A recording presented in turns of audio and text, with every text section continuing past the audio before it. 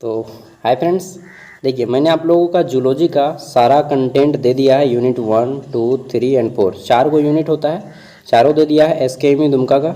ठीक है, और आज लास्ट डे है चूँकि, इसलिए मैं आप लोगों को प्रीवियस ईयर क्वेश्चन पेपर पिछले 3 सालों का दे दे रहा हूँ। ठीक है, तो सारा इससे आपका क्लियर हो जाएगा।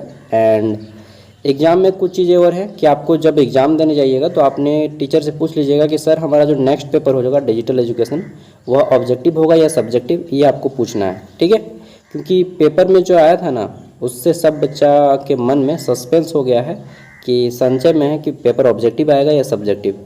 इवन मैं भी कंफर्म नहीं बता पा रहा हूँ कि पेपर आपका ऑब्जेक्टिव आएगा सब्जेक्टिव, लेकिन मेरा ज़्यादा रुझान है कि आपका पेपर जो है सब्जेक्टिव फॉर्म में आएगा। ठीक है, लिखने का आएगा, 5 मार्क्स का ऑब्जेक्टिव आएगा। तो चलिए अब हम लोग पिछले साल का क्वेश्चन आंसर करते हैं बिना कोई टाइम वेस्ट किए। तो देखिए सबसे पहले आता है हमारा यहाँ पे ये क्वेश्चन आंसर। ठीक है, तो चलिए देखते हैं। पहले ये है हमारा 1 साल का, फिर ये हमारा दूसरे साल का है। ठीक है, अरे भाई कितना छोटा हो जाता है। हाँ, ये दूसरे साल का है, और उसके बाद फिर हम लोग करेंगे, ये सिलेबस है आपका, और ये तीसरे साल का पेपर। ठीक है, सब करेंगे। तो चलिए शुरू करते हैं यहाँ से हम लोग। सबसे पहले ये 22-26 सेशन से शुरू हुआ था आपका नया एजुकेशन पॉलिसी, जिसमें आपका ग्रेजुएशन जो है 4 साल का रखा गया है। ठीक है, तो यहीं से शुरू करते हैं। एमडीसी जूलॉजी आपको मालूम है, ये जो एमडीसी का पेपर होता है एमडीसी, ये पेपर सेमेस्टर 1, सेमेस्टर 2 और सेमेस्टर 3 तीन सेमेस्टर तक रहेगा। उसके बाद एमडीसी का पेपर ख़त्म, उसके बाद एमडीसी का नामो निशान नहीं रहेगा। आपको 3 ही सेमेस्टर तक एमडीसी का पढ़ना है। ठीक है, और तीनों में एमडीसी जो है अलग अलग सब्जेक्ट चुनना होगा। सेमेस्टर 1 में अलग, सेमेस्टर 2 में अलग और सेमेस्टर 3 में भी अलग पेपर चुनना होगा। यानी कि एमडीसी का पेपर हर बार आपका चेंज होगा। ठीक है, और एमडीसी का जो सिलेबस होता है वो सबका सेम रहता है। जैसे जूलॉजी अगर रखें तो सेमेस्टर 1 में जो जूलॉजी रखा है, ठीक है, उनका भी सिलेबस सेम है। जो सेमेस्टर 2 में रखेगा जूलॉजी, ठीक है, उनका भी सिलेबस जूलॉजी का सेम रहेगा। मतलब एक सब्जेक्ट का सिलेबस कभी चेंज नहीं होगा एमडीसी का। ठीक है, चाहे कोई भी यूनिवर्सिटी हो, सभी यूनिवर्सिटीज़ का सिलेबस जो है जूलॉजी का सेम रहता है, और आपको हर बार अलग अलग जूलॉजी पेपर चुनना होगा। ठीक है, यानी कि जो सेमेस्टर 1 में पढ़ लिया वह सेमेस्टर 2 में वही सब्जेक्ट नहीं पढ़ेगा। नहीं तो सिलेबस तो सेम रहता है ना, फिर तो गड़बड़ हो जाएगा ना। चलिए, तो यह 22-26 सेशन का पेपर है, लेकिन यह पूछा गया है 2024 में। जैसा आपका 2024-25 में एग्ज़ाम हो रहा है, लेकिन लिखता है 24। ठीक है, तो आपका 23 लिख रहा है, लेकिन एग्ज़ाम हुआ था 24 में। कब हुआ था? 30 अप्रैल 2024 को हुआ था। ठीक है, देखते हैं। तो यहाँ पे हमारा जो सबसे पहले 1 मार्क्स वाले क्वेश्चन है, पहला क्वेश्चन है हमारा HIV का फुल फॉर्म क्या होता है। ठीक है, तो HIV इसी के कारण एड्स होता है। HIV, H से ह्यूमन, I से इम्यूनो डेफिशिएंसी, क्या बोले? इम्यूनो डेफिशिएंसी, ये थोड़ा सा वर्ड हिचकिचाहट टाइप से है। V से वायरस, यानी कि human immuno deficiency virus, Hindi में लिख दीजिएगा। ठीक है, और एक चीज़ बताना भूल गया, वो चीज़ में इम्पोर्टेंट है, बता दे रहा हूँ। अगर आपका पेपर एग्जाम में केवल और केवल इंग्लिश में आ जाता है, ठीक है, कोई भी सब्जेक्ट का, चाहे एनवायरमेंटल स्टडीज़ का हो या डिजिटल एजुकेशन का, अगर पूरा का पूरा पेपर इंग्लिश में आ जाएगा तो अपने मास्टर को बोलिएगा सर आप बोर्ड में क्वेश्चन का हिंदी में लिख दीजिए, मैं आंसर नहीं लिखने बोल रहा हूँ, बस क्वेश्चन तो हिंदी में लिख दीजिए, ताकि हम लोग हिंदी मीडियम वाले बच्चे हिंदी में आंसर कर सकें। ठीक है, पेपर इंग्लिश में आए चाहे कुछ में भी आए, आप कर सकते हैं हिंदी और इंग्लिश दोनों में आंसर। ठीक है, केवल भाषा का पेपर छोड़ के आप जो है भाषा का पेपर केवल उसी भाषा में देना होता है, बाकी सभी पेपर बोथ लैंग्वेज देना होता है। यानी कि जो उस राज्य का भाषा है, और हमारी राज्य की भाषा हिंदी है, यानी कि हिंदी। ठीक है, अगर बांग्ला होता तो बांग्ला और इंग्लिश। ठीक है, अगर मान के चलते गुजरात में रहते तो गुजराती और इंग्लिश, जो उस राज्य की लैंग्वेज रहती है उस लैंग्वेज, और उसके अलावा इंग्लिश लैंग्वेज में आप आंसर कर सकते हैं। तो हमारा जो है हिंदी और इंग्लिश दोनों में आंसर कर सकते हैं। ठीक है, तो अगर पेपर इंग्लिश में आ जाता है तो आप लोग हिंदी में उसका ट्रांसलेट करके खुद करने सकिएगा तो बहुत अच्छा, और नहीं सकिएगा तो मास्टर को बोल दीजिएगा, वो लोग कर देंगे, आपको बोर्ड में लिख देंगे। ठीक है, सब बच्चा बोलिएगा, पिछले साल वाले भी ऐसे ही किए थे, नहीं तो फिर फेल हो जाइएगा जो लोग इंग्लिश नहीं सकते हैं और पेपर इंग्लिश में आ जाएगा तो।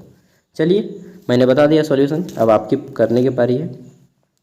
मधुमक्खी पालन क्या है? तो मधुमक्खी पालन एक व्यापारिक तरीका है जिसमें मधुमक्खियों को बिजनेस के नज़रिए से, लाभ कमाने के नज़रिए से पाला जाता है और इससे शहद निकाला जाता है। बस 1 नंबर का है तो ज़्यादा नहीं लिखना है, छोटा सा लिखना है। मछली पालन क्या है? तो मछली पालन एक व्यापारिक तरीका है जिसमें मछलियों को जल में तैयार किया जाता है और यह मुख्य रूप से इसका आर्थिक लाभ के लिए मछली पालन किया जाता है। ठीक है, फिशरीज।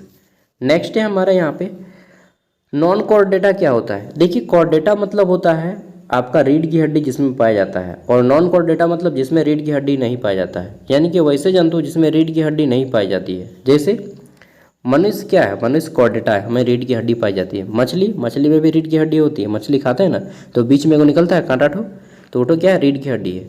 नॉन कॉर्डेटा वो है जिसमें जो है नहीं पाया जाता है रीढ़ की हड्डी। जैसे केंचुआ में रीढ़ की हड्डी मिलता है? नहीं मिलता है। लेकिन वही सांप बोलते हैं तो सांप में रीढ़ की हड्डी पाई जाता है। स्टार फिश देखें, स्टार फिश में भी रीढ़ की हड्डी नहीं पाई जाती, तो वो नॉन कॉर्डेटा है। ठीक है। ऑक्टोपस देखे होंगे आप लोग, इस तरह से रहता है, इस तरह से समुद्र में पाया जाता है। तो ऑक्टोपस में भी जो है रीढ़ की हड्डी नहीं पाई जाती है, तो ये भी हमारा नॉन कॉर्डेटा है। यानी कि नॉन कॉर्डेटा वे जीव हैं जिनमें रीढ़ की हड्डी नहीं पाई जाती है। उम्मीद करता हूँ कि आप समझ गए होंगे। नेक्स्ट है zoology. What is zoology? Zoology क्या है? तो जूलॉजी एक विषय है, ठीक है, यानी कि वह विषय जिसमें जंतुओं के बारे में विस्तार पूर्वक अध्ययन किया जाता है, उसे जूलॉजी कहा जाता है। क्या मनुष्य एक जंतु है? बिल्कुल, मनुष्य एक जंतु है। आपने वो कहावत सुनी होगी, बिन विद्या मनुष्य पशु समान। तो मनुष्य पशु समान नहीं, पशु ही है। हम लोग अल्टीमेटली बंदर से ही तो आए हैं। ठीक है, तो मनुष्य क्या है? एक पशु है। ठीक है, चलिए आगे देखते हैं। नेक्स्ट है हमारा बेरी बेरी बीमारी बेरी बेरी बीमारी किस विटामिन की कमी से होती है? तो आपको मालूम है बेरी बेरी जो बीमारी है विटामिन B1 की कमी से होती है, और इसे हर बार स्कूल में ही सिखाया जाता है। जीके जो क्वेश्चन आंसर कराते थे ना, यही क्वेश्चन तो ज़्यादा पूछा जाता था बचपन में। नेक्स्ट है, क्या कैंसर एक संचारी रोग है या गैर संचारी? मतलब किसी व्यक्ति को कैंसर हो गया है तो क्या वह फैलेगा दूसरे व्यक्ति तक खाने पीने से, उसका जूठा उठा? नहीं फैलेगा।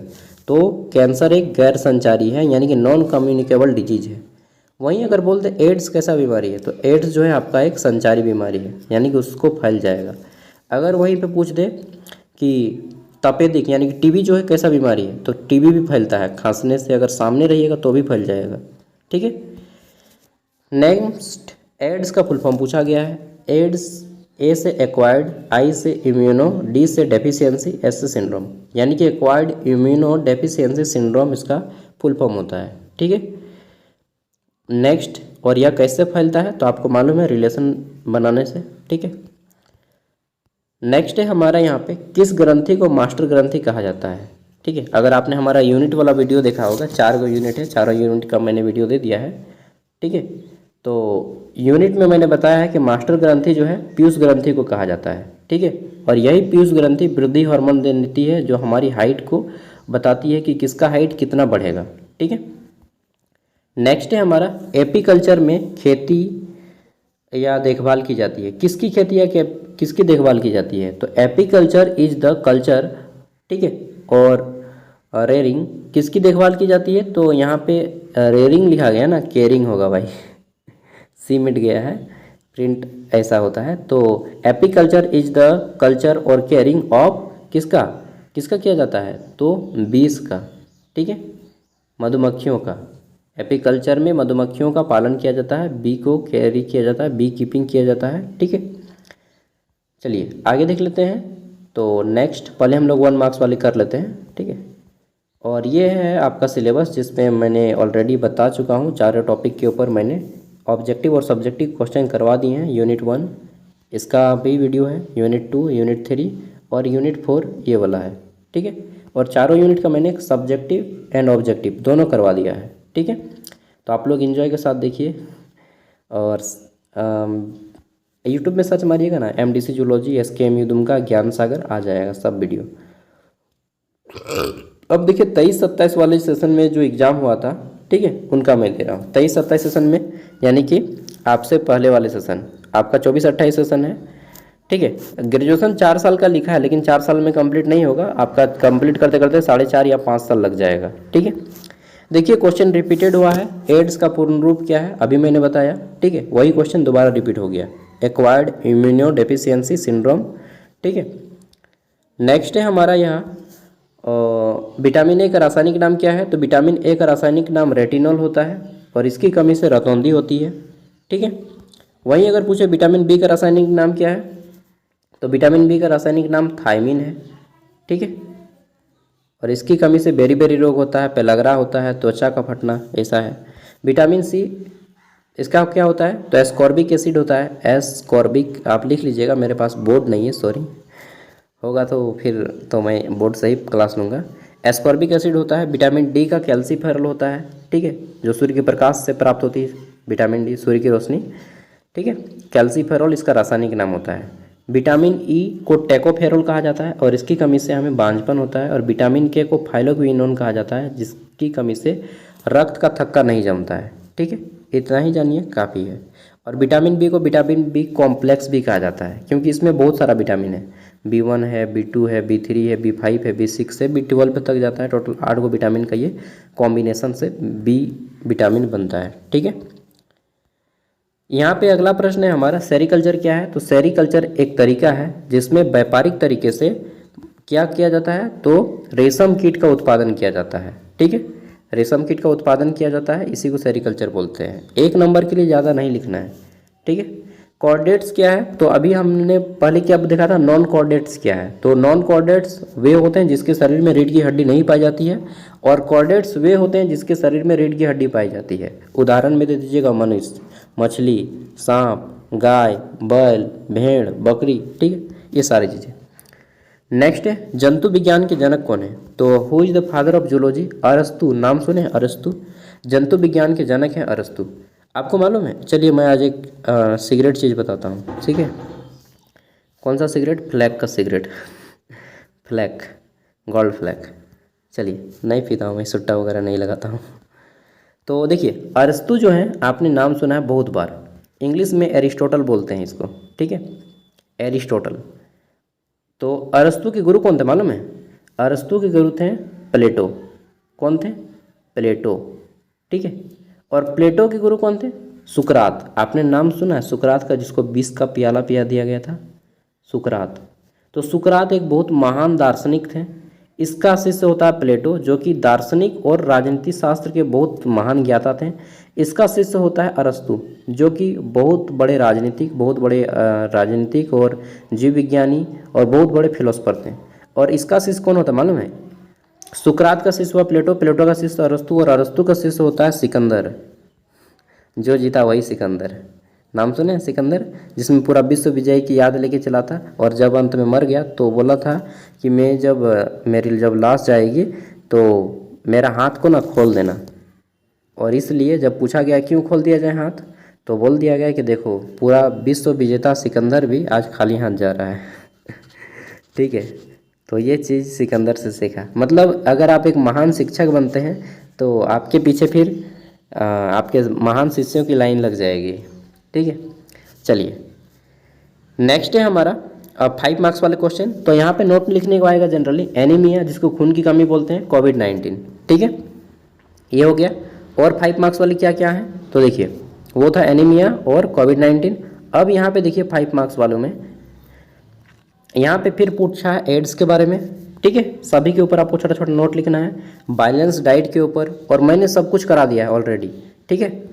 अगर आप यूनिट 3 और 4 का वीडियो केवल देखिएगा तो उसमें भी ऑलरेडी मैंने सभी प्रश्नों का आंसर किया है। देखिए यहाँ पे छोटा छोटा नोट, फिर शुगर पे लिखने का नोट आ सकता है, अस्थमा पे लिखने का आ सकता है, ठीक है। टीकाकरण यानी कि वैक्सीनेशन पे आ सकता है, इम्यूनिटी यानी कि रोग प्रतिरोधक क्षमता के ऊपर लिखने को आ सकता है, ठीक है। मछली पालन, रेशम कीट पालन, मछली पालन या रेशम कीट पालन, ठीक है। इसके अलावा और किस में आ सकता है, तो ये 5 मार्क्स वाला यहाँ पे उतना ही है, ठीक है। अभी और दिखा रहा हूँ, और नोट होगा यार, नोट लिखने का आता है इसमें, ठीक है। और है क्या, देख लेते हैं नोट लिखने वाला। वही मछली पालन, मधुमक्खी पालन या रेशम कीट पालन, 3 में से एक 15 मार्क्स का आएगा ही आएगा, ठीक है। या तो मछली पालन के बारे में पूछेगा, या रेशम कीट पालन के बारे में, या फिर सेरीकल्चर के बारे में, यानी कि मछली पालन, मधुमक्खी पालन या रेशम कीट पालन, 3 में से एक पूछेगा ही। और ये 15 मार्क्स वाले क्वेश्चन है जो कि ये बार बार रिपीटेड होते हैं। सबसे मेरा इंपॉर्टेंट क्या करना है मालूम है, आप यूनिट 3 और 4 का वीडियो देख लीजिए। इसी वीडियो के एंड स्क्रीन में मैं वीडियो दे रहा हूँ, यहाँ पे जो वीडियो आ रहा है ये वाला वीडियो आप देख लीजिए, ये बहुत इंपॉर्टेंट वीडियो है। ठीक है, thank you, bye, all the best for your examination. अच्छे से जाना यार।